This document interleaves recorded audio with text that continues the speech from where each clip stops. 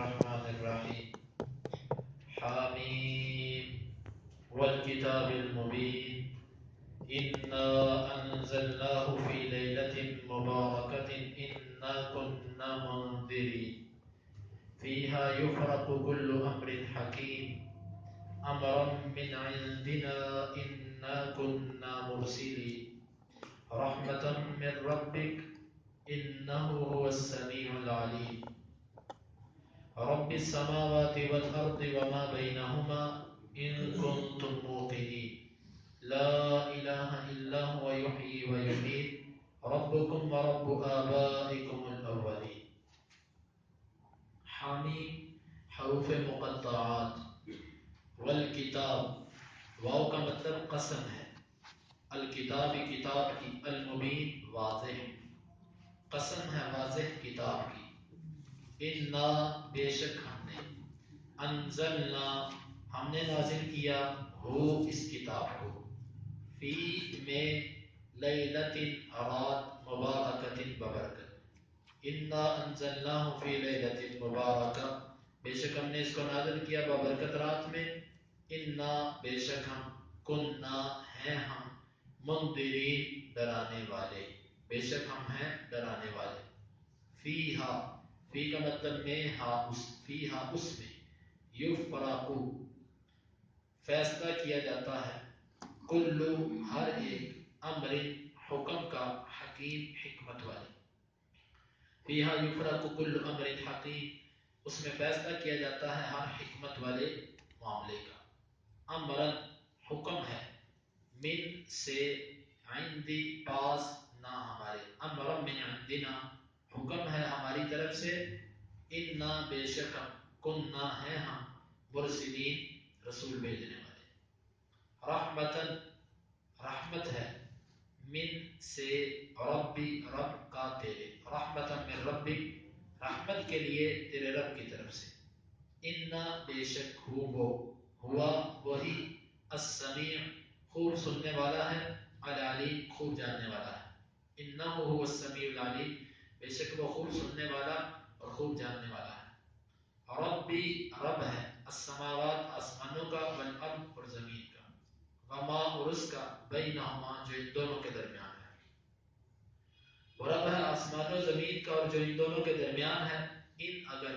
کن تم ہو تم موقنین یقین کرنے والے، ان کن تم موقنین اگر ہو تم یقین کرنے والے، لا نہیں ہے، الہ کوئی معبود، الا مگر ہوا وہی، یحیی وہ زندہ کرتا ہے، ویمیت اور وہ مارتا ہے، ربکم رب ہے تمہارا، ورب رب ہے آبائکم تمہارے باپوں کا، الاولین پہلوں کا، حامیم حروف مقطعات، اللہ اعلم بمرادہ اللہ ان کی مراد کو جانتا ہے، والکتاب المبین قسم ہے واضح کتاب کی، انا انزلناہ فی لیلۃ مبارکہ بے شک ہم نے نازل کیا اس کتاب کو ببرکت رات میں، انا کنا منذرین بے شک ہم ہیں ڈرانے والے، فیہا یفرق کل امر حکیم اس میں فیصلہ کیا جاتا ہے ہر حکمت والے معاملے کا، امر من عندنا حکم ہے ہماری طرف سے، انا کنا مرسلین بے شک ہم ہیں بھیجنے والے،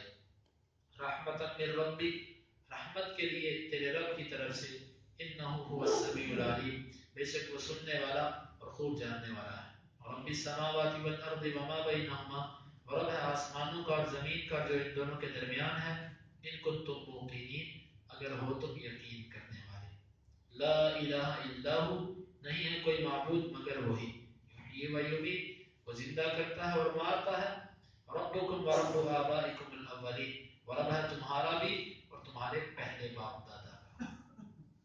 یہ سورہ دخان، دخان کا لفظ اس سورت میں استعمال ہوا ہے، اسی مناسبت سے اس کا نام الدخان ہے۔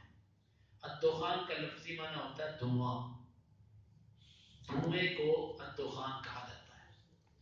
اس کی فضیلت کے حوالے سے کوئی صحیح روایت نہیں ہے، بعض روایتیں آتی ہیں کہ نبی صلی اللہ علیہ وسلم نے فرمایا کہ جس نے رات کے وقت اس کو پڑھا صبح کے وقت 70,000 فرشتے اس کے لیے دعا کرتے ہیں، لیکن یہ روایت ثابت نہیں ہے۔ اسی طرح اور جو اس کے بارے میں روایات آتی ہیں کوئی اس کی فضیلت ثابت نہیں ہے، ہاں یہ ہے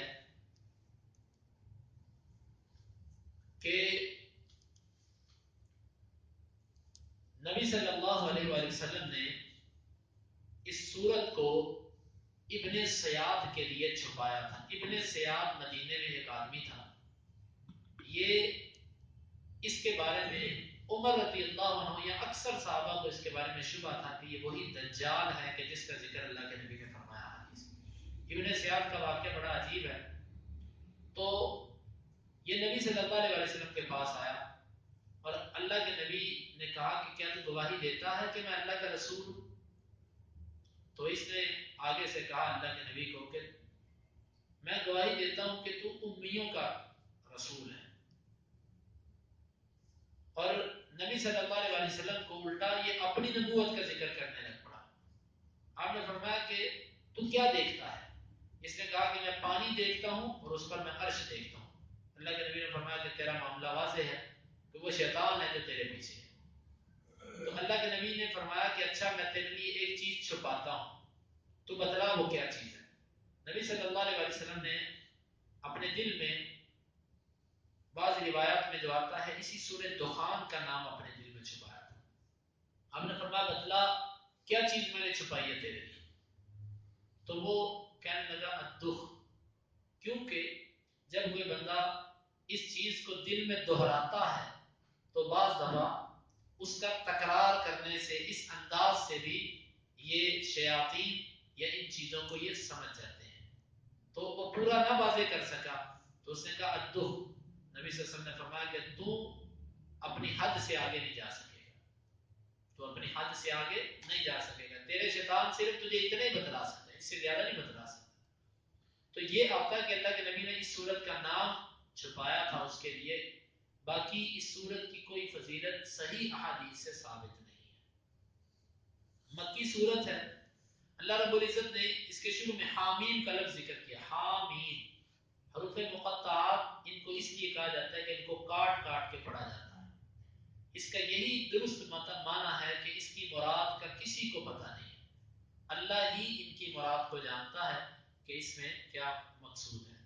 والکتاب المبین, واو یہاں پر قسمیہ ہے, قسم ہے کتاب کی, المبین واضح, یہ واضح کتاب ہے, ہر حکم اس کے اندر واضح طور پر بیان کیا گیا ہے. انا انزلناہ فی لیلۃ مبارکہ, اس آیت کے اندر اللہ تعالیٰ نے چند چیزوں کا ذکر کیا. پہلی چیز کہ اس کو ہم نے نازل کیا. مشرکین کے اس اعتراض کا جواب ہے جو وہ کہتے تھے کہ محمد صلی اللہ علیہ وسلم اپنی طرف سے اس کتاب کو بنا رہے ہیں. اللہ تعالیٰ نے فرمایا کہ انا انزلنا, ہم نے اس کو نازل کیا. محمد صلی اللہ علیہ وسلم نے اپنی طرف سے اس کو نہیں بنایا. فی لیلۃ مبارکہ, بابرکت رات میں. اس سے کیا مراد ہے؟ اس سے لیلۃ القدر مراد ہے, کیونکہ دوسرے مقام پہ اللہ رب العزت نے فرمایا انا انزلناہ فی لیلۃ القدر, ہم نے اس کو لیلۃ القدر میں نازل کیا. اس قرآن نزول سے مراد کیا ہے؟ مفسرین کی دو آراء ہیں. ایک رائے تو یہ ہے کہ ہم نے اس کو نازل کیا. نازل کرنے کا مطلب یہ ہے کہ اس کی ابتدا جو تھی نزول کی وہ ہم نے لیلۃ القدر میں کی, کیونکہ قرآن مجید کی پہلی وحی جو تھی وہ لیلۃ القدر میں اتری تھی. رمضان کی رات لیلۃ القدر میں اس کی پہلی وحی اتری. تو مطلب پھر یہ ہوا اس قرآن کے نزول کی ابتدا ہم نے ببرکت رات سے کی. یا دوسرا اس کا مطلب یہ بیان کیا جاتا ہے کہ اللہ رب العزت کے پاس ایک تختی ہے جس کو لوح محفوظ کہا جاتا ہے. لوح کا معنی ہوتا ہے تختی, محفوظ, محفوظ کی, شیاطین سے, ہر قسم کی مخلوق سے وہ محفوظ ہے, اس تک کوئی نہیں پہنچ سکتا. وہ اتنی بڑی تختی ہے کہ اس میں اللہ رب العزت نے جب سے کائنات بنائی اور جب تک یہ رہے گی اللہ تعالیٰ نے اس میں ہر چیز لکھی ہوئی. ایک ایک بندے کی حرکات و سکنات, ہر چیز اللہ تعالیٰ نے اس میں لکھی ہوئی. تو اس کو اللہ تعالیٰ نے اس تختی میں اس قرآن کو لیلۃ القدر میں اتار دیا اور وہاں سے جبریل امین اللہ کی اجازت سے تھوڑا تھوڑا حسب ضرورت لے کر اللہ کے نبی کے پاس تقریباً 23 سال کے عرصے میں آتے رہے. دو معنی اس کے بیان کیے کہ ہم نے اس کو لیلۃ القدر میں نازل کیا. ایک مطلب کہ اس کی ابتدا لیلۃ القدر میں ہوئی, اور دوسرا مطلب اس کا یہ ہے کہ ہم نے سارا قرآن لوح محفوظ میں لیلۃ القدر میں اتارا اور پھر آگے تھوڑا تھوڑا کر کے 23 سالوں میں اتارا. اللہ اعلم بالصواب. کچھ لوگ کہتے ہیں کہ لیلہ مبارکہ سے مراد شعبان, 15 شعبان کی رات ہے. کوئی ایسی حدیث ثابت نہیں ہے کہ جس میں یہ ہو کہ 15 شعبان اس سے مراد، بلکہ جمہور مفسرین محدثین ائمہ اسی بات کے قائل ہیں. امام قرطبی رحمہ اللہ، امام ابن العربی رحمہ اللہ اور اسی طرح بے شمار محققین مفسرین نے اس بات پر رد کیا ہے کہ 15 شعبان کی فضیلت کے بارے میں کوئی روایت ثابت نہیں، جس کو لوگ شب برات کہتے ہیں. اس رات کی کسی قسم کی فضیلت ثابت نہیں ہے صحیح حدیث کی روح سے، بلکہ یہ جو فیہا یفرق کل امر حکیم یہ بھی لیلۃ القدر میں ہوتا ہے. تو یہ لیلہ مبارکہ سے مراد لیلۃ القدر ہے. دوسرے مقام پہ اللہ تعالیٰ نے اس کو لیلۃ القدر سے تعبیر کیا، تو لہذا 15 شعبان کی رات اس سے مراد لینا یہ بھی حدیث سے ثابت نہیں ہے. بلکہ خود ابن عباس رضی اللہ عنہ نے جب اس کی تفسیر بیان فرمائی، مستدرک حاکم کے اندر روایت ہے، وہ فرماتے ہیں کہ کتنے ہی نوجوان ایسے ہوتے ہیں کہ جن کا معاملہ موت ان کی مقرر کی جا چکی ہوتی ہے، موت کے فرشتے کو اس کا شیڈول دے دیا جا چکا ہوتا ہے کہ فلاں رات اتنے بج کے اتنے منٹ پر تم نے اس کی روح قبض کرنی ہے، اور وہ بازاروں کے اندر موج مستی کر رہا ہوتا ہے. یہ مفہوم ہے ان کی روایت کا، اس کو اپنی موت کا پتہ نہیں ہوتا. ایک عربی شاعر نے کہا کہ کتنے ہی لوگ ایسے ہیں کہ جو بازاروں کے اندر پھرتے ہوتے ہیں، اپنی خوشی میں ہوتے ہیں، ان کو اتنا نہیں پتا ہوتا کہ ان کا کفن تیار ہو کے مارکیٹ میں آ چکا ہے، دکانوں پر ان کا کفن پہنچ چکا ہے، لیکن ان کو شعور نہیں ہوتا.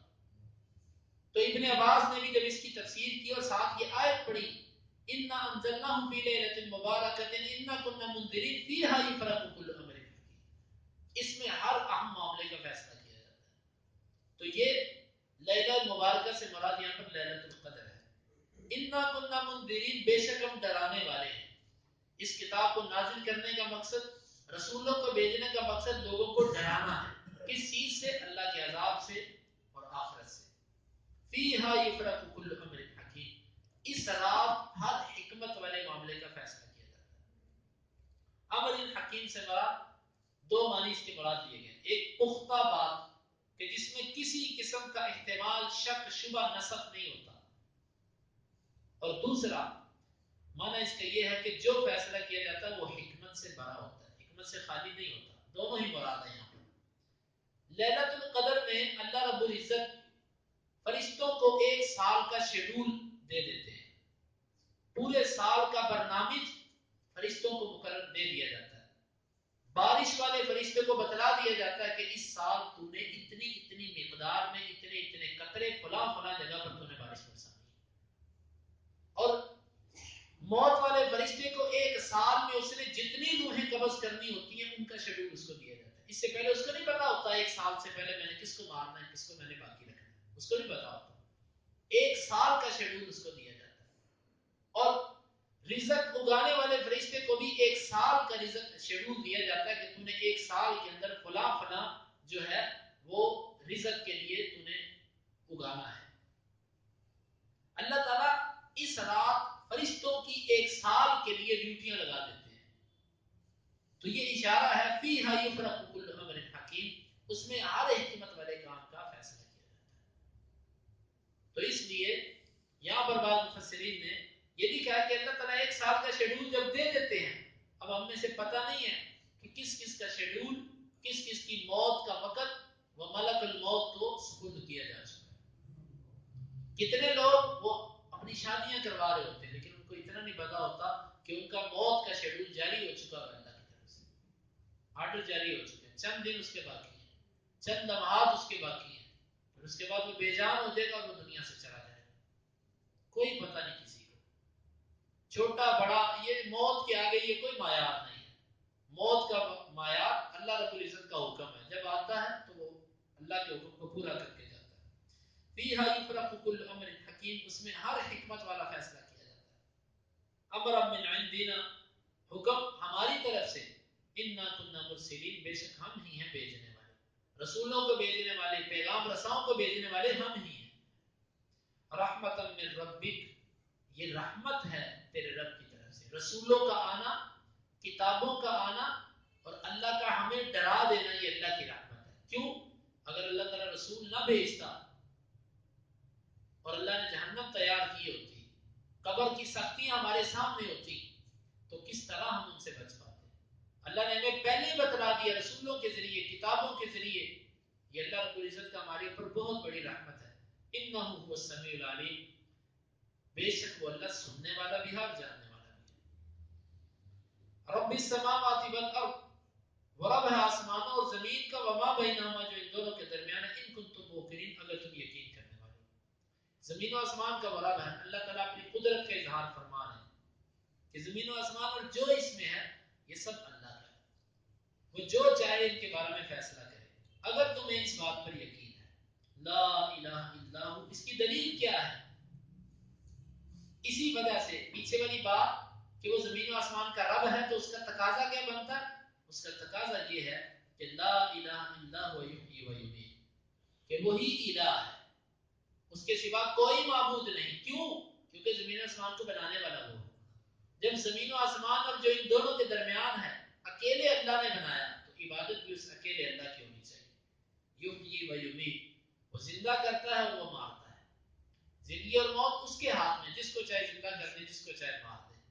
اسی لیے موت پر یا زندگی پر انسان کا اپنا اختیار نہیں ہے. ربکم ورب آبائکم الاولین، وہ تمہارا رب ہے، زمین و آسمان کا ہی نہیں صرف، بلکہ تمہارا بھی رب ہے. تم سمجھتے ہو کہ ہم اپنے بتوں کو، اپنے جھوٹے معبودوں کو پکارے؟ نہیں، وہ زمین و آسمان کا نہیں بلکہ تمہارا بھی رب ہے. ورب آبائکم الاولین، بلکہ تمہارا ہی نہیں بلکہ تمہارے پہلے باپ دادا کا بھی رب ہے. کیا مطلب اس کا؟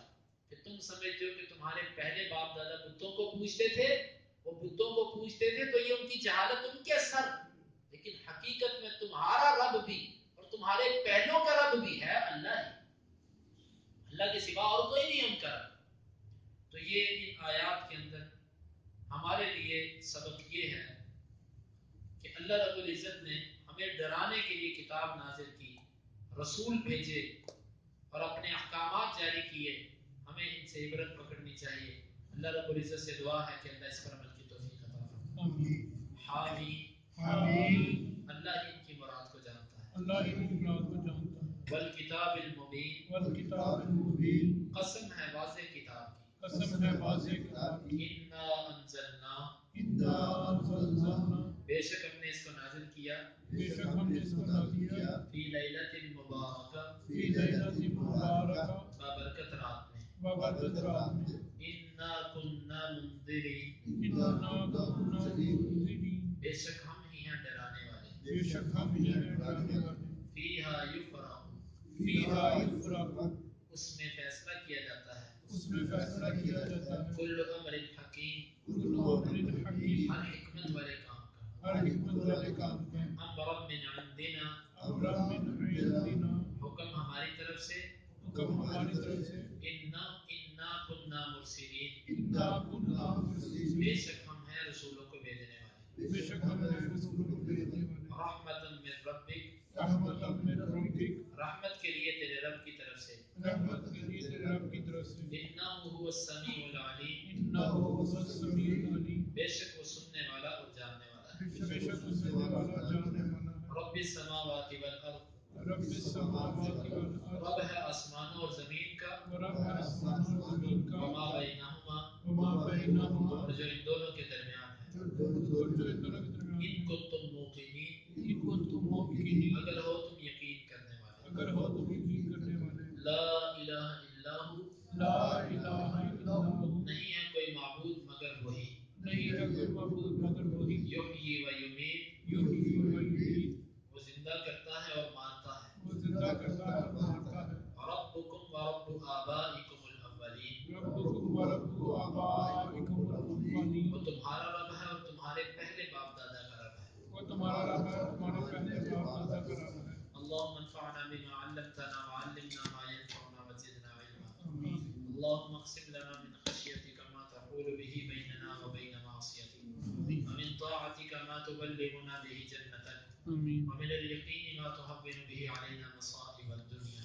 متعنا اللهم بأسماعنا وأبصارنا وقواتنا أبدا ما أحييتنا واجعله الوارث منا واجعل ثأرنا على من ظلمنا ولا تجعل مصيبتنا في ديننا ولا تجعل الدنيا أكبر همنا ولا مبلغ علمنا ولا تسلط علينا